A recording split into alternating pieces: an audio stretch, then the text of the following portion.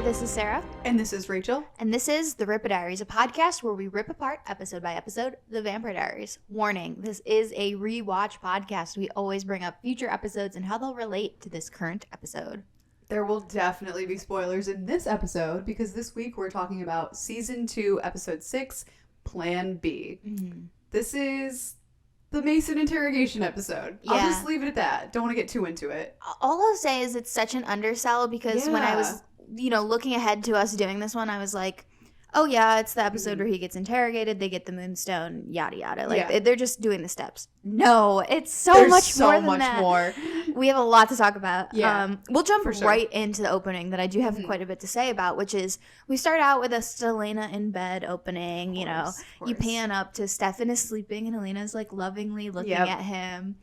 They have some repertoire about, it being creepy and stalkery. Being playful. Yeah, it's playful and they're kissing and I just love it. I love the visuals of she has this pink top on, very girly, very cute, and like the pink bedding, and it's so warm and inviting, and it's very them. It's very sweet. Mm-hmm. Then we start paralleling those moments with a very different situation, sort of similar though, of course, is Katherine with Mason, who are much more vigorously making out, I would say. Yes. Like the vibe is very different. Yeah, they're also in bed and they're doing the classic Vampire Diaries, cutting back and forth between very similar but different scenes. Yes. But they're like Catherine's is, the coloring looks completely different. Yes, very blue, cold, it's dark. Very blue, cold, bleak looking. She's wearing like a black bra. Yeah. Like just visually so different, but what's happening is paralleling. Like they're also making out in bed, but a little bit differently. But yeah.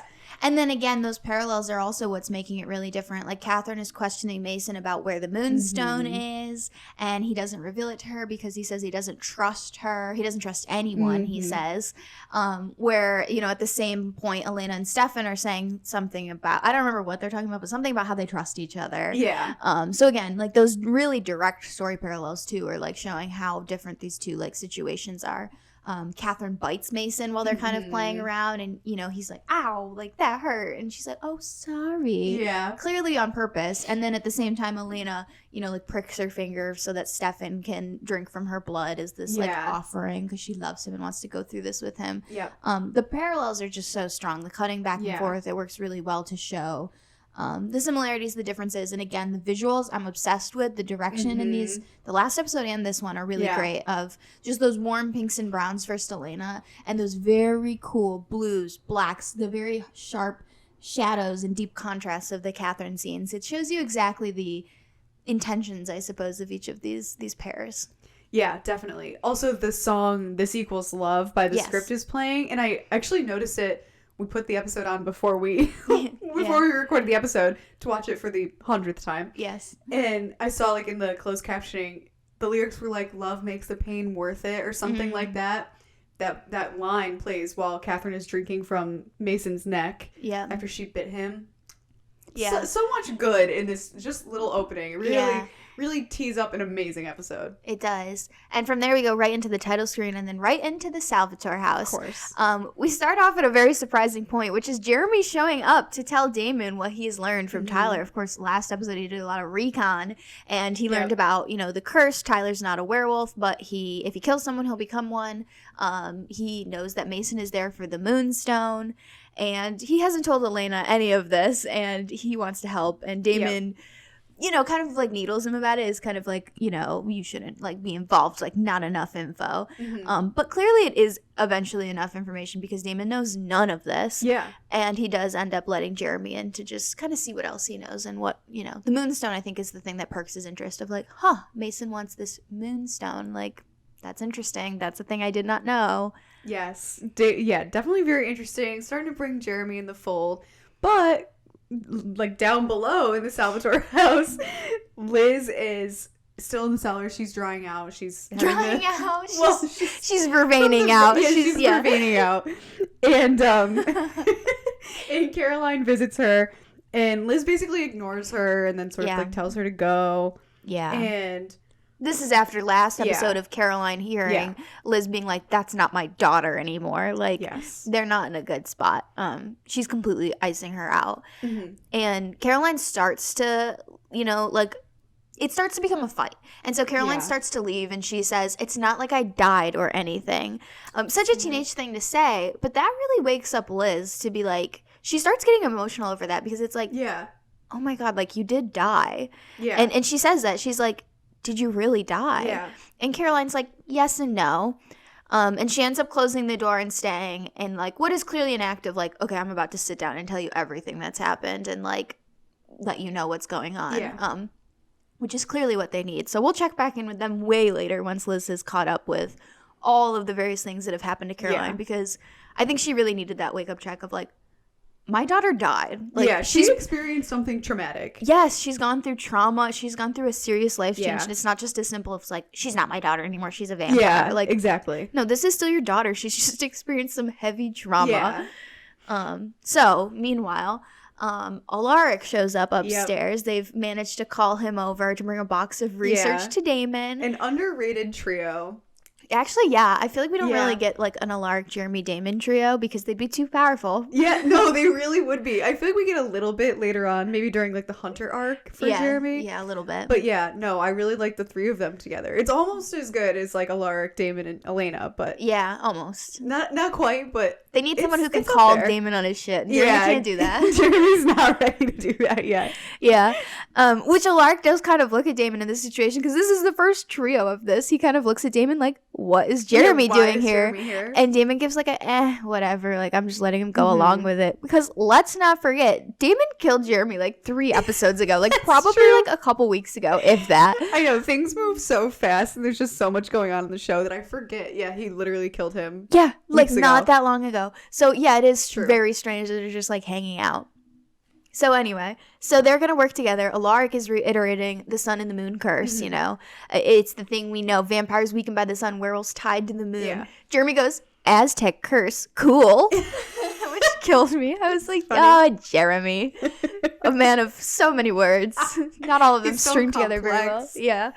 But Damon, you know, says he doesn't really believe in this stuff. But, you know, he knows that if Mason wants this moonstone, then he wants the moonstone.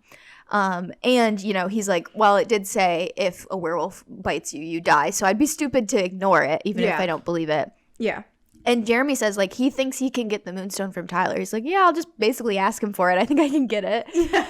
So they decide to go to the party prep, which is the main thing of this episode. We every episode have to say what the big event of the day is. Yeah, for whatever reason, they need, like, everyone in the town to come prep for the Masquerade. This is why the Masquerade, she is the moment, she's the legend, she's an icon. She's everything. She not only gets a whole episode of just the Masquerade party, but also a whole episode prepping for the party. That's how good the party is. It's so good. Yeah. Love to see it. I know. As soon as they were saying they were prepping for the Masquerade, I was like, yes. Yeah. Richard Lockwood's favorite party of the year, and ours too. Mine too. Same here, Richard. Yeah. Speaking of, we go to the Lockwood party prep, where Jenna is chatting with Carol, like she's helping organize the volunteers or something, and they note that they're prepping for the Masquerade ball. And this conversation makes it seem like this party happens once a year, because they keep saying it's their favorite party of the year, and I'm like, why'd we only get one if it happens every year? Robbed. Yeah, like I love the decade dances and the other ones that do end up happening, but I would have loved more masquerades. I mean, Masquerade. I mean, it doesn't even compare. Yeah, it's so fun. They could have just done one of the other parties as a masquerade. I don't know. Yeah, that's true. Yeah. So, I don't know. But anyway, never happens again. So we have to enjoy it while we've got it. But it makes it that much better. That's true. And they get interrupted because Carol has to start yelling at Tyler and Matt because they're about to drop her table from the 1800s. Which is just classic mom. Yep. And Jenna spots Stefan. Yeah, Stefan comes over to Jenna, and Jenna invites him over for dinner, and he tells Jenna, oh, Elena and I are taking a pause, but thank you. And Jenna is just like, it's not what it sounded like this morning. I heard you guys. Yeah, I'm a light sleeper. Got him. Yeah. So that's pretty much that, but also hint, hint, clue, clue. I was going to say, important to note that at least someone has figured out. Jenna for sure knows. Jenna knows it's fake. It's a ruse. Yeah. So not good. Need to know.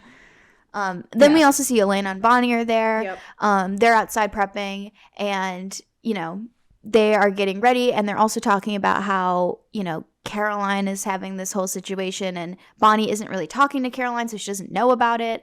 And she feels like she's lost both Caroline and Elena in this decision, which that line kind of made me mad because I was like, whose fault is it? Yeah, you're talking about Caroline like you got in a big fight with her or she died. You're choosing to cut her out because she became a vampire, which is fine, but don't go whining about how you're losing all your friends because you're icing somebody out just for like dying. Like, I just feel like that was a little uncalled for. Yeah, again, these are the episodes where if you're a Bonnie hater, it's hard. It's tough. Yeah. Although I think this one is the turning point for Bonnie. It definitely is, because she brings it back by the end of the episode. But this is the last one like that. So we'll complain about Bonnie, last chance we got, and then we're not going to do it again. Then I love her from there on out. But and Elena does, classic Elena is sympathetic to that and feels bad, and she's not trying to uninclude Bonnie, but again, by virtue of being like, I don't want to be associated to this vampire thing. Yeah. You're going to get, like, left out of stuff. Like, that's just the nature of that. Yeah. So Elena does decide to take Bonnie somewhere private. They go sit by the lake so that she can fill her in on everything. And she tells her about what's been going on with Katherine, how that has been affecting Caroline and her mom, and everything that happened in the last episode.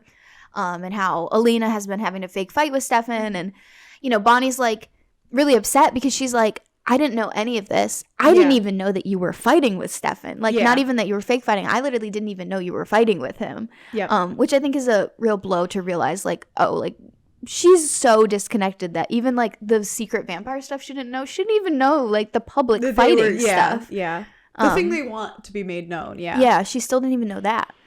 And Elena reiterates that Bonnie, is her best friend and that she didn't, mean to keep any of this from her. But Bonnie isn't ready to embrace Caroline specifically or the vampires in general. So, like, by virtue of the situation, like, you cut out Bonnie. Like, that's what you've chosen. Yeah. But, and again, it comes around toward the end where Elena, reminds Bonnie she's going to have to talk to Caroline again. Yeah. Eventually. Yeah. And, Bonnie's kind of accuses her of choosing Caroline's side.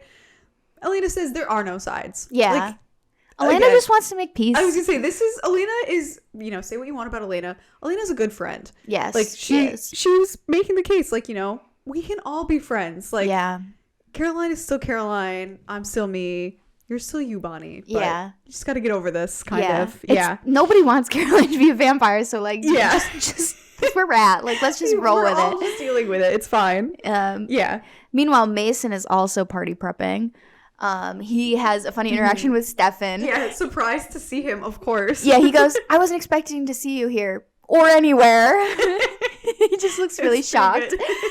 He's so visibly shaken. It's actually really funny, like how like his face is immediately like, I'm gonna die today. Yeah, like, literally. Yeah, you're realizing, oh no. Yeah, this is not gonna go well. Yeah, Mason also expresses concern about where Liz is, because if Stefan is alive, Damon is probably alive, and also Liz is probably dead. At least that's what he Mason's thinks logic. Of them. Yeah. And this is one of those intimidator Stefan. His way more casual approaches, I would say. In terms of intimidator Stefan, he's been pretty cool. He's just like, oh yeah, the sheriff is fine, but you need to do your own dirty work now. Yeah, it's like what he says. He's right. Like, he is right. It's like, don't send the sheriff in against a bunch of vampires. Come on. Low blow, Mason. Do your own dirty work. So true. So Mason goes off running because he's clearly like, I'm gonna die today if I don't fix this immediately. Like, As Mason walks away, Bonnie approaches Stefan and bumps into Mason, and she has a little vision. Of Mason and Elena kissing. And Stefan notices that Bonnie's kind of having this moment and asks her, and she tells him, and he's like, Elena would never do that. Like, that's not. This tells you how out of the loop Bonnie is. The fact that she saw a curly-haired Elena kissing Mason, and she was like, Elena? Girl, we all know by now. Yeah, no. Elena's got that straightener. She's got a straightener. If she wasn't straightening her hair religiously before, she is now, just to make sure they all know. Yeah, so that tells you how out of the loop Bonnie is. But of course, Stefan immediately puts two and two together without even knowing about the curly hair. He just knows Elena would never do that and realizes it must be Katherine. At first, I thought you meant Elena would never curl her hair. Like, she would never do that. True. Only for a special event. It's true. Not just a regular day. Sorry, I almost had to laugh about that and get it out. Never curl her hair. She wouldn't. Meanwhile, what Elena would do, Elena is unpacking party supplies when Damon shows up and tells her that he's looking for Stefan, and also that Jeremy won't stop following him around, and so Elena needs to take care of that. Which I love that Damon immediately tells Elena about Jeremy being involved, because I think, of course, it is in part to, like, he does kind of want to get rid of Jeremy, and Elena's like an easy, like, get him off of me. But I also don't think he really minds that much, because Jeremy has been very helpful. And Jeremy's about to go find the moonstone, so it's not like he actually really wants to get rid of Jeremy. Yeah, no. I really think it's more so that he, like, wants to make sure Elena knows. Like, it's, like, for Elena's benefit of, like, I know Elena's going to be mad at me if she knows that I'm, like, working with her brother behind her back. So I'm going to just push this towards her so that she's aware of it. And it's no longer, like, my fault. Yeah, at least I'm not keeping it from her. Yeah. And it's not like I'm encouraging it necessarily. Like, he's the one, like, doing this. Which, of course, Elena reacts immediately the way you would expect her to react, which is to be like, Jeremy, absolutely not. Damon will get you killed. Don't do this. Come on. Yeah. And Jeremy goes, I don't really care what you want, Elena. Which, you can't tell me what to do. Yeah. Classic sibling dynamic. The sibling dynamics are really good in this one. Yeah. Both Elena and Jeremy and Stefan and Damon. Which brings us right to the next scene, which is Stefan and Damon debriefing on what they both learned, because they both got a lot of information, like, really quickly in this episode. And so Stefan is, like, kind of theorizing about why Katherine is doing all of this, why she would be with Mason.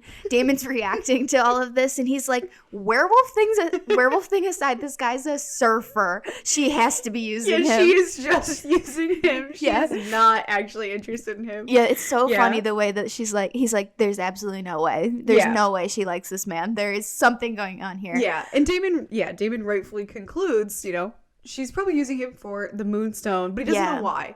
They've got no clue why. Yeah. And they don't even really, Stefan is like, why would she want that? Like, what's this moonstone? Because Stefan doesn't even know about the moonstone, so they're connecting the dots there. Yep. But they of course decide is like, well, the obvious next play is we have to get the moonstone. Like, we don't know what it is or why they want it, but if they want it, we want it. Yep. Send in Jeremy Gilbert. Yeah, Damon's like, oh, well, Jeremy's already on it, so we're good. We're good. Things are in motion. Stefan obviously doesn't approve. Also, I have to say really quick, just stepping back a second, I forgot to note, I love the blocking in this scene. The director obviously knew what they were doing with everything happening in this episode, and one of the ways is Stefan and Damon this whole conversation are pacing back and forth. They're just like in this little courtyard, and they're just the whole time walking back and forth, and I just think that's such a, saying all this fits. It just makes sense to be like, oh yeah, they were just aggressively pacing during this whole conversation. Yeah, no, that makes sense. And so I love this part when then, Damon says, oh, Jeremy's gonna do it. Stefan, like, flicks Damon on the shoulder, and it's just like, he holds up his arms like, what is wrong with you? Like, why are you doing this?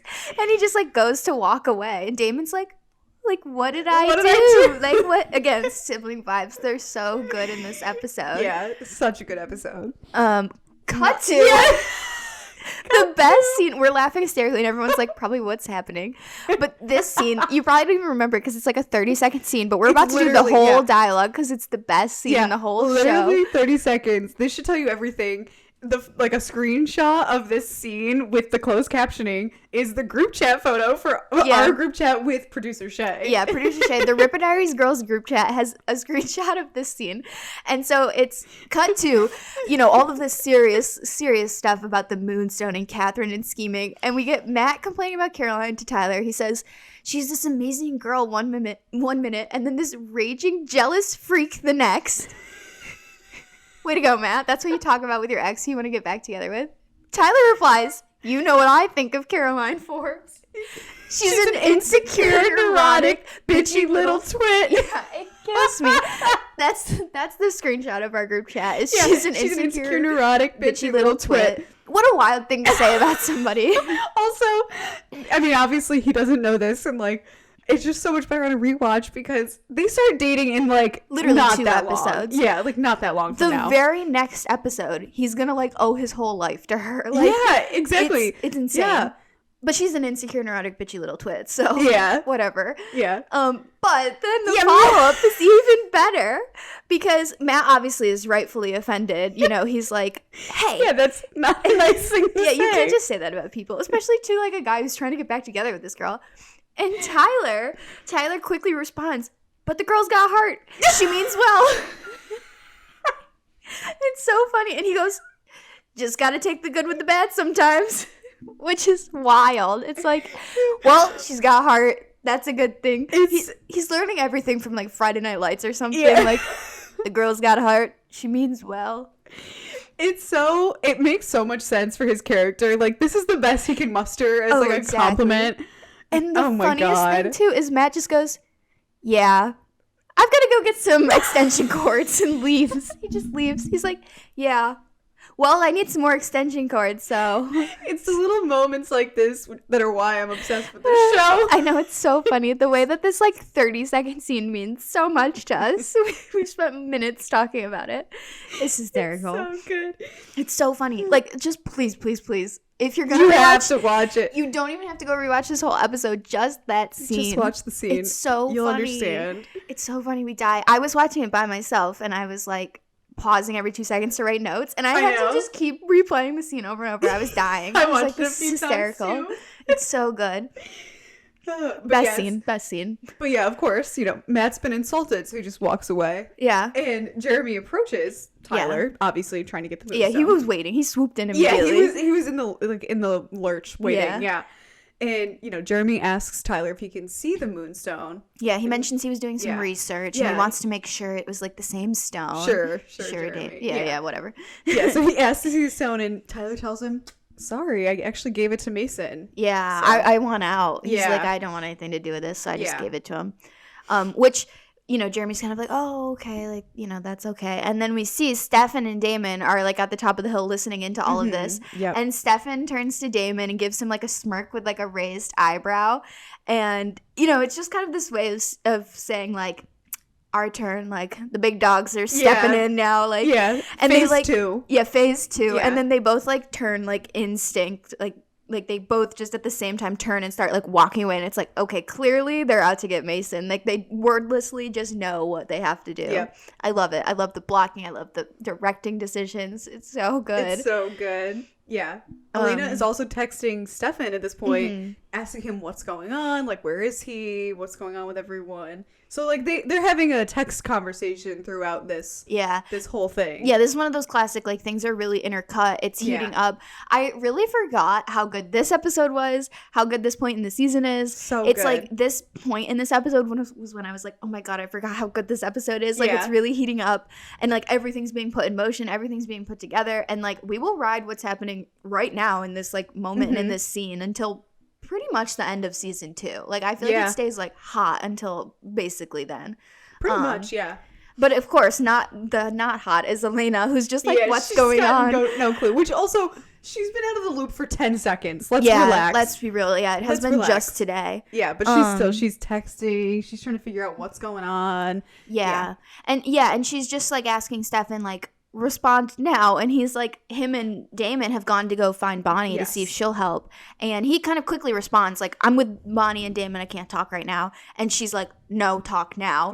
Bonnie and Damon, like, like that's crazy. Which I see how this is one of those scenes that people who don't like Elena kind of like use to justify and being like, oh, like she makes everything about her and she's so annoying. And I'm like, she does a little bit. I see it a little bit. However, I think you have to put it in the context of like, this is her brother, her best friend, her boyfriend, and Damon, who is just such a freaking wild card that like, this is such a concerning thing to be witnessing. If your sibling, your best friend, your boyfriend, and a person that you knew was notoriously a wild card for just killing people. Who killed your brother? Killed your brother. You knew that they were. Also, she was at the party the last episode when Stefan and Damon were basically dead by the time she got to them. Whatever they were planning by themselves without telling her almost killed them. She's justified. She's very justified in being like, tell me what's going on right now. Yeah, she's pretty justified. And again, good on Stefan that he like realizes this and is like very understanding of her, and he is like, okay, I gotta step away to talk to Elena and let her know what's going on.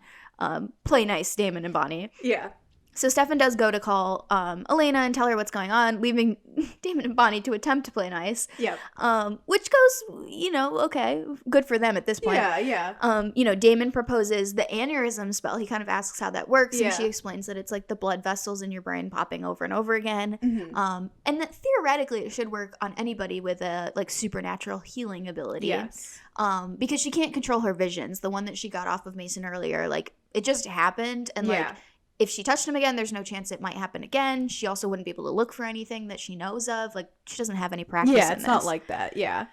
But yeah, so she tells Damon about this. They talk about it. She says she's not going to help him hurt Mason. But, you know, she eventually comes around and she... Yeah. Stefan comes back in the nick of time to be like, we're saying this with a please at the end of it. And as a question, not forcing you to help us with this, which is pretty clear Bonnie, like, has to help now. Yeah. And she's down. They do a little thing. Bonnie, do a little thing. They do a little... They get things in motion. Bonnie goes over and plays the damsel in distress, trying to load a table into a truck. Yep. Or take it off, I guess. I don't remember. And... you know, Mason sees this poor helpless girl lifting this table and he comes over and asks, you know, like, need help? Why are you doing this alone? She says something that, like, the guys all went away because of draft picks, which, again, back to the time that this takes place. It's Bonnie says she doesn't know. Bonnie's like, I don't. Bonnie says, I don't speak that language, so she was just making something up. She's just making something up. But if I were Mason and I knew a sport, I would be like, what time of year is this? I'm very fixated on this idea of what time of the year is this. Yeah, okay, fair point of the time of year. Questions and answers. But the point is definitely Bonnie's just making something up because nobody abandoned her. Yeah, and so Mason is, you know, helping her with the table, which gives Bonnie the opening to use the aneurysm spell on him, which immediately drops him to the floor, which gives Damon the opening to come in. To knee him. Yeah, knee him in the face, knock him out. They throw his body into his truck and drive away. Like, it's insane. Yep. Also, I wanted to note really quick, because I'm shocked that I hadn't thought to bring this up before, but this is the last time we'll be able to have the chance to, which is Mason's truck. I find so interesting. Like, I think the cars that people have kind of say a lot about their characters in this show. At least for, like, Stefan and Damon are some pretty notable ones. And Mason is, interestingly, another person that I feel like his car is really a part of his identity. It's this, like, I don't know a single thing about cars, so I can't tell you what kind of car it is. Yeah.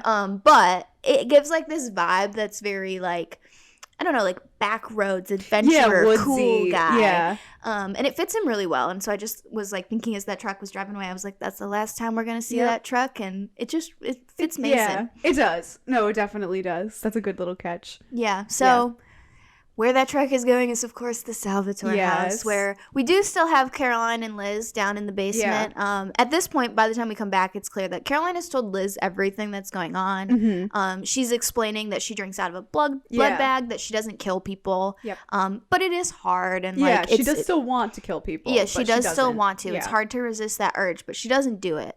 And clearly they've made a ton of progress, because even at this point, Liz is like, very, like, opening and accepting of hearing that. Yeah. And of Caroline, which for a second Caroline doesn't think so, because she kind of starts to say, like, you've turned into this person. And Caroline immediately, like, bristles against that and acts like it's going to be this bad thing. But Liz is like, no, this, like, confident person, this, like, person who's so sure of themselves. And clearly they've bonded a lot in this moment. And it means a lot to Caroline. And then another point that kind of impresses Liz is Caroline says, Damon's home, because she can hear all the way upstairs to where Damon gets home, which of course you can't hear in the basement as human. Yeah. And you can kind of see Liz has this very, like, impressed look on her face, and it's just very cute. They're bonding. Yeah, they're definitely, Liz is coming around. Yeah. So any teenage girls with problems with your mothers, lock them up in a basement and just force them to tell them about your traumas, I guess. Apparently it works. Yeah. Meanwhile, Damon getting home. Yeah, Damon is getting home, Bonnie in tow. They're going to tie up Mason to this chair, obviously to interrogate him. Yeah. They're laying down a tarp. Yeah, they're laying down a tarp, not looking good for Mason. No. Bonnie does, like, touch him and tries to, you know, have another vision. And she, apparently she can, it just comes to her, or she can kind of search. Yeah. Because she does find that the moonstone is in, like, a small, dark, damp space, like a well. Yeah. Yeah, and that's what she lands on. She's, like, pretty confident. She's like a well. Yeah. And I thought this was so funny when she was trying to get the vision, too. Damon's, like, you know, asking her how it works or whatever. Yeah. And she says, like, I don't know what I'll get. And he's like, oh, well, if you're looking, like, see where Katherine is. See what he's got to do with Katherine. Like, he wants all these facts. And it's, like, such a good Damon episode. Like, we started getting the hints at Damon and Bonnie. And this is, like, a really good early episode for them. Definitely. Because you see how they antagonize each other. But they're ultimately really helpful for each other when they're working at the same goal. Key, yes. Yeah, they have to be doing the same thing. Yeah, definitely. But while Bonnie's, like, she's touching him, trying to get this vision, Mason starts to come to and like sort of grabs Bonnie's hand. Yeah. And Bonnie's like, I'm out. Goodbye. Yeah, Damon does pry him off of her. Yeah. But yeah, Bonnie's like, I did my part. I got him here. We're good. I told you the moonstone's in a well. Yep. That's all I promised to do. So she starts to leave, and as she's leaving, Caroline kind of runs up and finds her, and they have a really awkward conversation at first. Clearly Bonnie isn't ready to be friends with Caroline, to talk to Caroline. But I think she, in this moment, like being able to actually be face to face for probably the first time in a while, is really a reality check, because I think she sees on Caroline's face how bad this is hurting her to like be icing her out like this. And she does, like in the last second, decide to allow Caroline to come with her to look for the well, to look for the moonstone, because Caroline offers to help and Bonnie says no, but then I think she realizes by saying no that that like she hurts Caroline's feelings. Yeah, she kind of relents and she agrees. She's like, okay, like, come along. Yeah, so they're gonna go to the well that's on the edge of the old Lockwood property. But back at the Lockwood mansion, Matt and Elena are chit-chatting. They're talking about everything that's going on. Yeah, they're Caroline, everything that's going on with her. Tyler comes in and briefly says he can't find Mason. Yep. Yeah. Stefan and Elena are fake fighting. Wait, but I have to say, so it's so funny because Matt and Elena, they're talking about Caroline. Matt's like, is she seeing someone else? Yeah. Elena's like, no. Then Tyler runs in and just goes, has anyone seen Mason? Why would Matt, Elena, and Stefan know? Well, no. So Stefan goes, Stefan, does say. He's like, Mason left. He said he didn't know when he'd come back. And Tyler's just like, weird, and leaves. And it's like, why would this is just so funny. Yeah, why would Stefan even know? He should have just said nothing. The high school vibes are just so funny. Yeah. And then Stefan gets the text from Bonnie saying that, they're headed to the well. Yeah, they're headed to the well, that's where the moonstone is. And, he immediately goes to go look, but Elena tries to follow, and Stefan gives her a look like, don't come. You can't do this. And so, the whole drama, Matt is like, I'm not even going to ask. I don't even want to know. Classic Matt. Oh, Matt. Yeah. So Elena hesitates, but she does follow him like a minute later. Of course. Yeah, she follows him out to the well. Stefan jumps into the well to see what's up, and immediately his skin is sizzling. Oh my god, yeah. Good thing Elena followed him out to the well, because it's full of vervain. Yeah. And so he's just in there dying. Luckily, Caroline and Bonnie were already on their way, and Caroline was able to hear Elena screaming, and so she vamp runs to go catch up. And, she helps Elena get Stefan out with some of the chains and stuff that are there. They lower Elena in. She gets down there. She wraps the chains around Stefan. Caroline and Bonnie yank him back up. So they get him out. But then since Elena's down there, she's like, I got to find the moonstone now. We can't do this for nothing. So she's looking around. She finds the stone. But while she's down there, snakes swarm around her for some reason, just to make it dramatic, I guess, before they pull her out. But also, Mason really didn't trust Katherine. Oh my God, How is he going to brave this with all the... Maybe he didn't know the snakes were down there, but wild. He probably could have... I don't know. It's interesting. It's he definitely was anything I can to make sure Katherine doesn't get it. Which, again, is so... I wish we got more about their relationship, because, he's so in love with her, but doesn't trust her. Yeah, in the earlier scene in the flashbacks, he literally... She says, I love you to him. Yeah. And he says, I love you too. Yeah. And then he also later, in the interrogation with Damon... says I love her. He loves her. He does love her. They've been dating for over a year. Yeah, but he doesn't trust her. But he doesn't trust her at all? Which maybe some of it was Stefan and Damon, but why not just give her the stone immediately and then not deal with it? I don't know. It's interesting. So, they get the stone. Elena gets it. They pull her back up. And I am sorry, but Stefan's face, first of all... not looking good. Not looking good. He's definitely looked better. He is fried like a pancake. I don't even know. He looks awful. And, Elena cuts her palm, classic, on a dirty rock. Of course. And she's just, shoving her palm into Stefan's face. He is... we always say this, no lights on, no one home. Yeah, that's Stefan right now. Stefan, yeah. He's out of it. And she's just, rubbing her palm into his mouth while his eyes are just open. He's staring for her. I was laughing so hard. I was like, it's not funny, but it is. I was laughing too, yeah. He's just knocked out. But they've got the stone. They've got Stefan out. He's going to be fine. So, successful mission, all in all. Exactly, yeah. And now that Bonnie's left, back at the Salvatore house, Damon can torture Mason as much as he wants. And he's getting creative. Yeah, he's asking about Katherine at first and what she's up to and everything. Mason is giving him nothing, obviously. And then little bit more interrogation. He's putting the poker into the fire. Yeah. To stab Mason with. Yeah. And realizing he unfortunately heals quickly. Yeah. So he's going to have to just keep hurting him over and over again. Yeah. Yeah. He's more torture, more interrogation. Yeah. And Jeremy shows up, you know, the classic, our buddy cop here. He shows up to Damon's torture chamber. Yeah. And he just gives Damon, he's like, I found this in Alarc's research, and it's wolfsbane, which he says, he's like, I don't know what it'll do. It's called, he calls it something else, but he's like, I've been Googling. Like the scientific name and there's for like it, 3 different things it could be. The third is that it's said to be toxic to werewolves. Yeah. And Damon's like, I'm going with number 3. That sounds like what it probably is. Because Mason has like a look. He looks obviously like concerned. Yeah.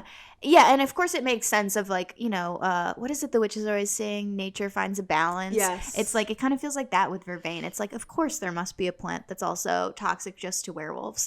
Nature will find a balance. And so, you know, Damon goes straight for it and starts rubbing it all over Mason, who immediately is like, yeah, this is toxic. Like, this is not looking good. Yep. Jeremy definitely doesn't have the stomach for this. You know, Me neither. It was a lot. I really don't like this, especially when he starts like shoving the wolfsbane into his mouth. Yeah, because Mason says something. I don't remember what he says, but he says something about Katherine loving him, or you know, that's kind of his reasoning for this. Is like, Katherine's doing this all for me. She loves me. She doesn't want me to have to turn anymore. That's why she wants the moonstone. Yeah, and so that pisses Damon off, and he just shoves the whole thing into Mason's mouth to like have him choke on it. Yeah. And Jeremy's definitely just like does not want to be here, but he's standing there and he is watching. He doesn't turn his back. He doesn't leave. He just stands there and watches. And Damon is questioning Mason on why he needs the stone, and he's not really giving any answers. And Damon does realize, again, it's just the love thing. And Damon realizes like Mason is completely clueless to what's going on. Like, Katherine has him fooled, and like, you know, that Mason fully believes that Katherine is doing this just because she loves him. And like, this is, and I realized it a bit earlier in the scene, and I kind of forgot that it came up in this exact moment, which is like, you really realize, and we've talked about this in other episodes too, like how similar Damon and Mason are. They're so the same. They are like, they started out as these good guys who got tricked by Katherine Pierce, and then like did things in the name of love for her that were bad, and like, it sets you on this path. And like, they're at obviously very, very different points in that path. Damon's been on it a lot longer, for sure, but they're so similar. And I think, and Damon says as much, that he realizes like how similar they are. Yeah, he tries to explain, and he also, when he says, you know, Katherine is doing this for me, he says, oh, now I get it, you're just stupid. Yeah, but then he goes on to say, you know, like, we're really the same. It's like looking in a mirror. Like, but let me tell you this, Katherine will only rip your heart out. Yes. Let me do it for you instead. Yeah, and Damon does try to tell Jeremy to leave before this, because clearly this is where this is going. And Jeremy refuses, and so Mason looks to Jeremy and tells him, help Tyler. Don't let him get to this point. Don't let this happen to him, which I think is important to note, that Mason kind of leaves with his last thing being this plea to Jeremy to help Tyler, because it definitely comes back around. Yeah, that he would have needed Mason. He does need Mason. Yeah, he definitely does. And Damon does attack Jeremy, you know, because Jeremy's kind of defending Mason of like, don't kill him. Like, we got what we need. And Jeremy, you know, he attacks him and he says, kill or be killed, the name of the last episode. And Damon does the whole spiel of, I look at you and I see myself, and she's just gonna rip your heart out, so let me do it. And he kills Mason. He does. Yep, he rips his heart out. He rips his heart out, and it really is just so true that Mason and Damon are so similar. And I think that is the reason ultimately. Of course, I think Damon would have probably killed Mason anyway, of just being a liability and working with Katherine and like all of this. But I do think he ultimately kills Mason because of the shame of like seeing himself in Mason, and being like, I don't know, that self-reflection of a part of yourself that you hate so much is like really hard to face. And of course he reacts by killing him. And I think also in knowing that like, if Mason really is like Damon, then Mason will do absolutely anything for Katherine. And this isn't going to convince him to leave. It's only going to convince him to fight them harder. Yeah. And like, he will just be such a liability if he leaves him alive. Because if he's like Damon, he would react like Damon would and like make this become such a bigger thing, and would not stop for years following after Katherine. So yeah, exactly. And I think also to that, there's also a slight element of, you know, sparing him. Like, that's true. Katherine will get you killed anyway. I was going to say, sticking with Katherine, you're going to end up dead anyway. She was literally going to use him in the sacrifice. Use him in the ritual. So we know that was her intention anyway. So he wasn't going to last long anyway, but. Yeah. But it's not a good look for Damon. It's definitely, this is one of those like moments that you put on that short list of long list of Damon, the very long list of Damon doing wrong by somebody, and this is one where you're like, like I see all the reasons, but I really wish there'd been another way, because I like Mason a lot, and I really wish we got more. Yeah, he's one of my favorite, like, just a very short, like, few episode arc characters. He's up there for me. Yeah, I really wish he would have won long term. I did look it up after the last episode. We talked about it. Taylor Kinney did go on to be on Chicago Fire. He's still on it to this day. It's like 200 episodes. So, and it started right after this episode. So it's like, yeah, he definitely had a short contract of like, I can only do this much and then I gotta go. He could have done so much more. Same with Lauren Cohen, who we're about to get to with Rose. She went on to Walking Dead like right after. So it's like, I feel like they got these really good actors for short stints, and then they got on really big shows, and it was like, man, they could have been more. Yeah, that's tough. It's okay. Yeah. Meanwhile, Caroline is still talking to Liz down in the basement, and she's obviously caught her up on pretty much everything. So she's telling Liz all about her day, how she saved Stefan. Yeah. Like, she's, kind of like bragging. She's like, I stepped in, I saved him. Yeah. Yeah. But it's so funny because she goes, we pulled Stefan out of the well and he was all rotting and gross, but Bonnie wasn't mean to me at all. Yeah. It's like, good job, Caroline. Love that for you. Stefan was rotting.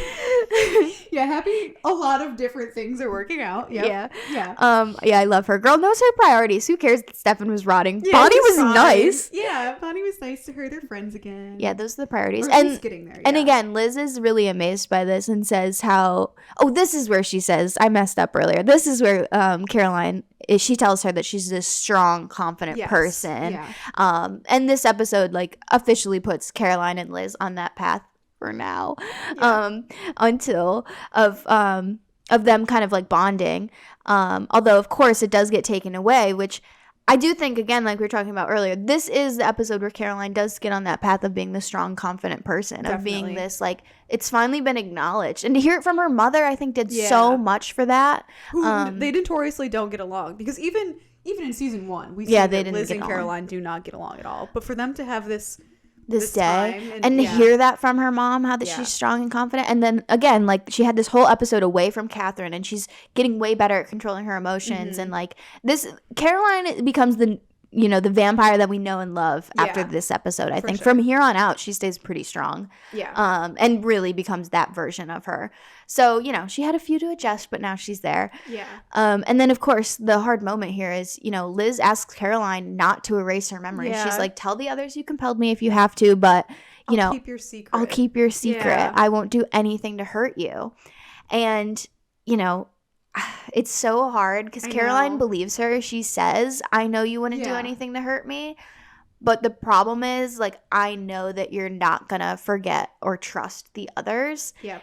And she makes that really hard decision to, like, say, like, I'm in a good place with my mom, but that's going to be at the expense of the safety of my friends. Else, and then thereby also probably her, but Yes. And so she does end up deciding, like, she does compel Liz to forget about that whole day and just to think that she was sick and that Caroline cared for her a little bit, but at the end of the day they fought and were distant. And that's the thing too, kind of coming back to the start or the last episode, I suppose, where it's like, not only did she have to erase the vampire and like what happened, she couldn't leave a good memory of like, I stayed home and I healed you and we chatted and caught up and it was really nice. She couldn't do that because she has to distance herself from her mother. She had to say, forget that I'm a vampire, but also remember that I was mean to you and remember that we don't get along. Yeah, all is right with the world. Yeah.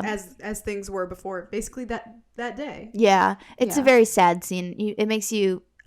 again, Candace is doing it so well that like Caroline is this very smart person who sees what she has to do and is acting very selflessly. She really does this for Stefan and Damon. It's so sad that Caroline does ultimately choose to do the right thing for the group, even though it's something that hurts herself.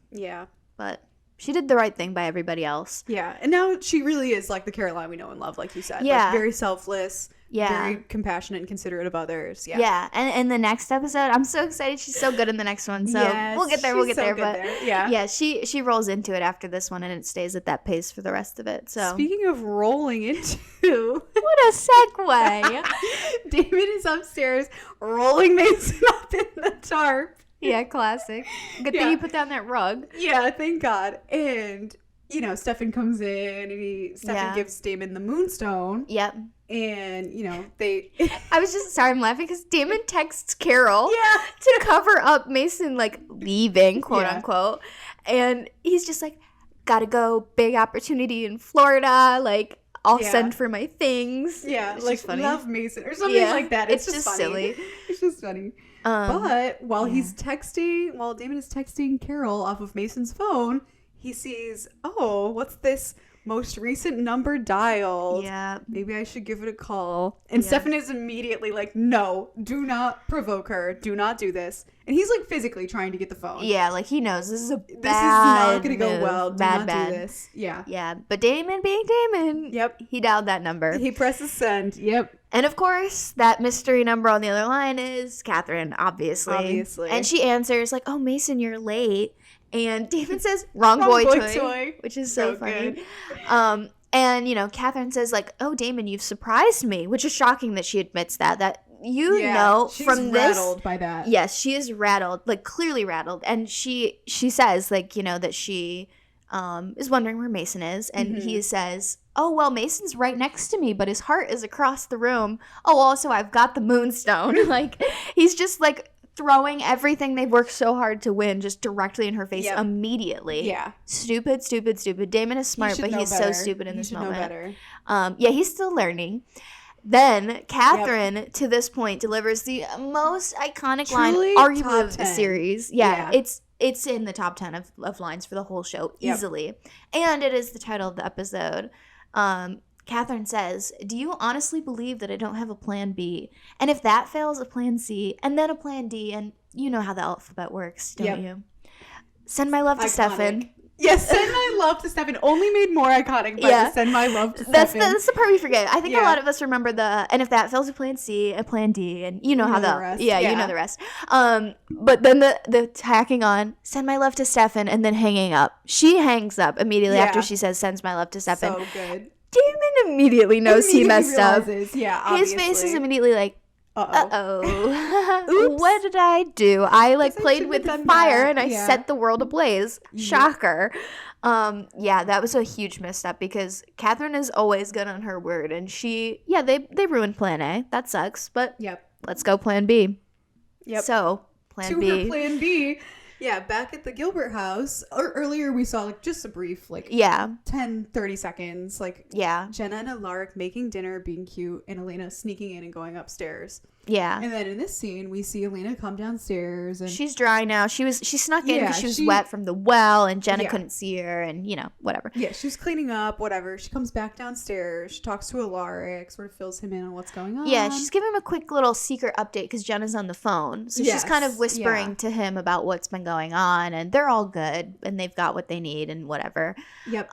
Then Jenna comes over and says, the call is for Elena. Yeah. And, Elena says, oh, who is it? Jenna doesn't answer. She just turns, back into the kitchen. Yeah, just gives her the phone and walks away. So Elena answers it, and hello, and quickly, obviously, hello, Elena, it's Katherine. Yep. And, she tells her, oh, it was just all too easy to get into your house and to switch Aunt Jenna's vervain perfume with, whatever, and, get rid of her tea and, get her off the vervain completely.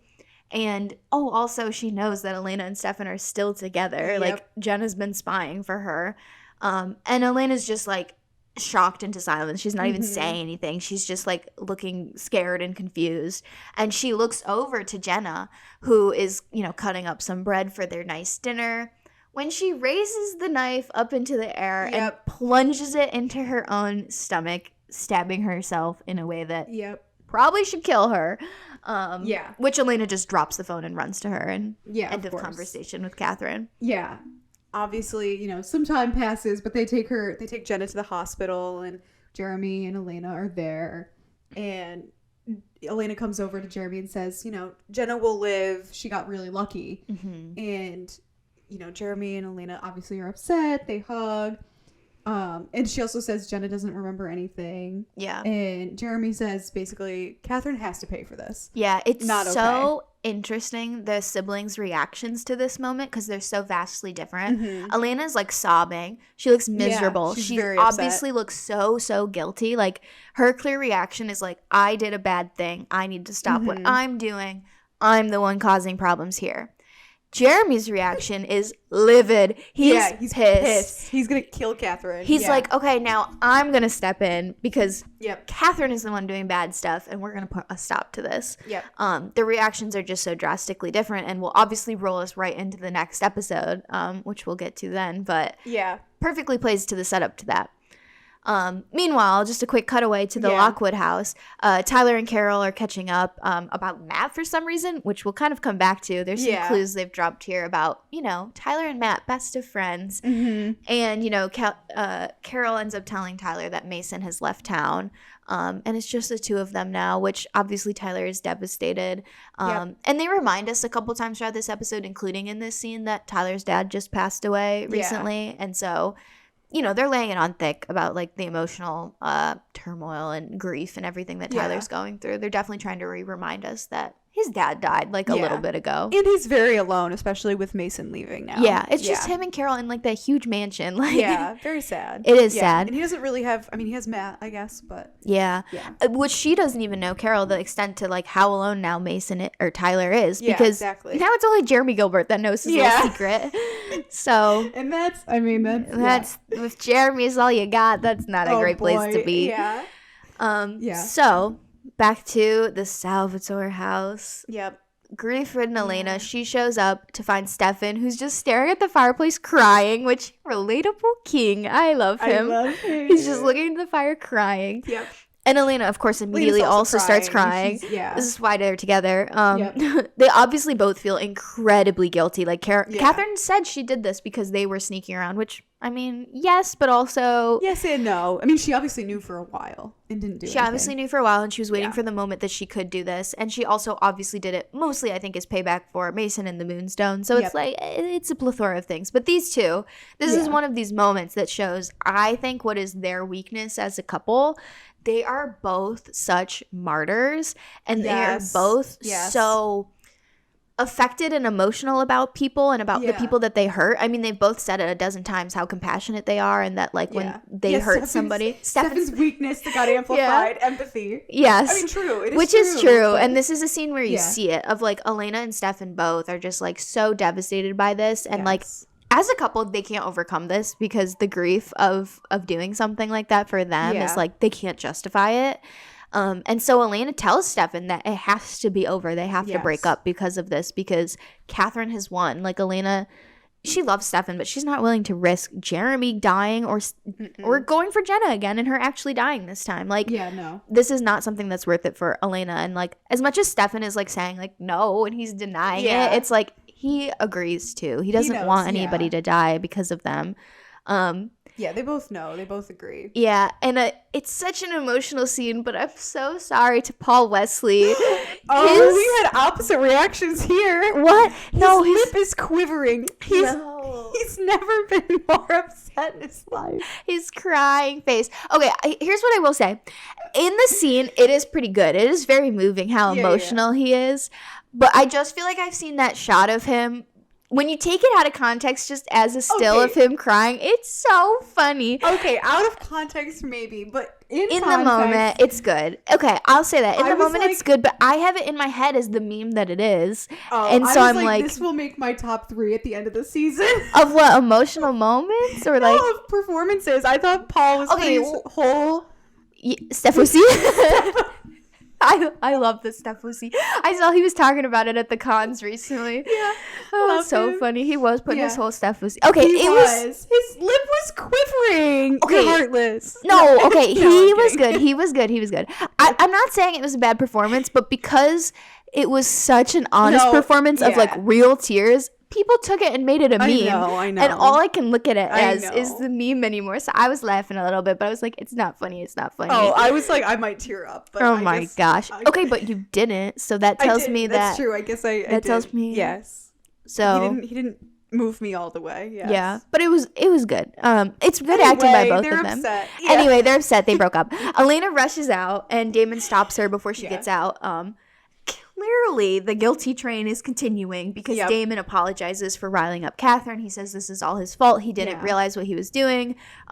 He's the one that went after Katherine, and that it's his fault that Jenna got those repercussions. Yeah. Which she just says. I don't even remember what she said, but she's like. Yeah, Elena says, I mean, it doesn't really matter. Yeah. She won either way. Yeah. It doesn't matter. I think it's because, Elena's like, maybe it's about the Mason stuff, but it's also because of Stefan and I. Yeah. Like, Catherine's going to do what Katherine wants to do. Like, it's not anybody. Exactly. It's not one person's fault here. Katherine is just going after all of them. Exactly. Speaking of which, Katherine. She is talking. We don't see who she's talking to. She's in her bed and breakfast place she's been hanging out in.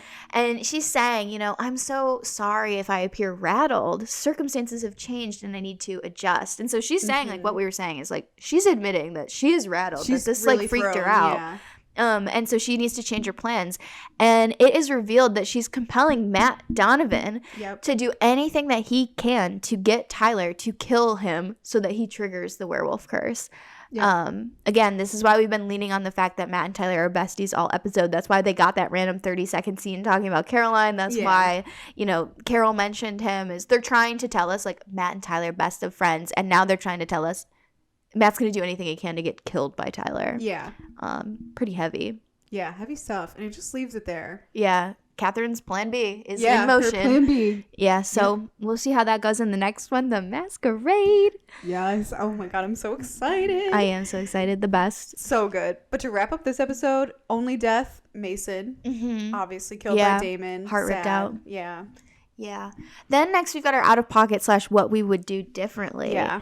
I honestly didn't even really have a nominee for this one because it's just such a serious episode. Yeah. Like, this is an insane episode. It's such a good episode. And, like, from a writer perspective, there's pretty much nothing I would change, except I think you might have told me that you have one, which maybe I'll agree with. Mine is, again, it's, like, from the writer perspective, like a broader, I would have done this differently within the show. Mm-hmm. I wouldn't have killed off Mason so soon. That's what I thought you were going to say. Yeah. Obviously, Taylor Kinney was going to go off and do his other show. But I really, like, I'm not kidding when I say Mason is one of my favorite, like, short-lived characters. Yeah. I really love him. I think he and Damon have a lot of similarities. Mm-hmm. We see in a later episode when Mason comes back as a ghost, of course. We see how well he and Damon actually can work together when their goals are aligned. Yeah, that's true. I also think it would have been really nice to have an older werewolf in the show because for a long time, Tyler's obviously the only one. Yeah. And Tyler's Tyler. Yeah. I think it would have been nice to have, like, in the sort of adult group of, like, Damon and Lark that we've got going on, to have had, like, a Mason who could kind of be the werewolf side of things, but be, like, an older, wiser, Yeah. I think that would have been a nice balance. Yeah. So I agree with that. I think that Mason staying around longer would have done differently for sure. Also, to that, it would have prevented the introducing of my least favorite character, Jules. Jules only comes to town, obviously, because she's looking for Mason. I hate Jules. Yeah, I don't like Jules. I don't know if anyone else is on the same page, but we're Jules haters. Yeah, not looking forward to that. We'll have plenty to talk about that in the next couple. For now, our best quotes. Oh my God. I have like 1,000. I had to really keep myself in check here. Yeah. I have a clear winner, and then I have some honorable mentions. Mm-hmm. One honorable mention, I guess like my second honorable mention, but my third ranked is I wanted to call out when Damon is talking to Jeremy, like just about having to kill Mason. Damon says to Jeremy, "It's kill or be killed." Mm-hmm. This, like, just that little, like, phrase works so well in so many levels. It's the title of the last episode, but also, like, its origin is thought to be Call of the Wild by Jack London, which Damon has Bonnie pull off the shelf when she's proving her magic in season 1. And I want to say it also comes up again. Yeah, I think he has the book, like, on his bed or something like that. I think it comes up again. And the Call of the Wild, I mean, as you might be able to tell from the title, I don't know if you've read it, you know better than me, but, like, the main character in the Call of the Wild is a dog who is, like, grows up, like, really cushy, like, lives in, like, a nice place in California, and is, like, thrown into this, like, very inhumane lifestyle, and has this like back and forth with being in touch with his humanity or becoming a wolf and all sorts of things that parallels both Damon and Mason a lot. Like, it's like they're always both of them battling with their humanity, like this dog does. Yeah. It's really interesting. It's interesting. There's a lot more there. Like, that could be a whole thing. Yeah. We can get into more there, but such an interesting choice. Like, I don't know. I mean, after the Lon Chaney thing, I've been trying to think more about their pop culture references, and I'm like, they're good at them. They're really good. Like, you know, they're almost at Gilmore Girls level. If they had the chance to do them like every 5 scenes, like Gilmore Girls, they would be. So then you had 2 more quotes. Oh, yes. I forgot we were talking about quotes. I was so excited about that. I was like, wait, what? I know. I forgot what we were doing. Yeah. I wanted this to be my best quote. But me too. It's so good. It's when, obviously, we already talked about it. Tyler says to Matt about Caroline, she's an insecure, neurotic, bitchy little twit. Oh, I wanted it so bad. Means so much to me. Me personally, that's my anthem. Yeah. I know. Think about it every day. As soon as it happened, I was like, best quote. And then the best quote was delivered, and I was like, oh, man. It's not the best quote. That sucks. Yeah. Yeah. But yeah, definitely the honorable mention. I think you get to deliver the best quote this time because I did it in the main ep. Okay, obviously, best quote is the iconic line from Katherine. Do you really think I don't have a plan B? And after that, a plan C. And after that, a plan D. And, well, you know how the alphabet works, don't you? Mm-hmm. Send my love to Stefan. Yeah, send my love to Stefan. Add that in there. Yeah, send my love to Stefan. Oh, it's such a good It's so iconic, yeah. Yeah, it's such an iconic one. And, of course, it got the honor of the title of the episode, Plan B. Plan B, yeah. So, yeah, I'm right on track with you. I had written down like a dozen quotes, and I was like, I know. I got to cut it down to just these 2 because those are the best. Yeah. But I think those 3 are the great quotes of the episode. So, right on track. Plan B, best quote. Next, we've got our songs. Let's see if we're actually still on track here because we never are. I don't know. I don't know if we are. So, I had an honorable mention, a nominee, and a winner. So an honorable, okay. Well, so one honorable mention. I just had one. Just one? You didn't even want to call anything else out? I guess I can now that we're talking about it. Well, let's see. Did you go the sentimental one for the winner? I didn't. Okay, good. Then we're probably on track. Okay. So my honorable mention was This Equals Love, the script. I'll give that a little honorable mention too. Yeah, it's a good song. It feels very, again, like the era, like we say a lot, where it's like very 2010 type. You know, it's Elena in bed with the Mason and Katherine. It's a cute song. I loved the script in like 2010. I thought they were the best. Yeah. So I liked hearing that one. But the winner, as soon as it played, I was like, oh my God. Okay, I think we have the same one. I love this song. Yeah. I love this band. I loved this album. Yes.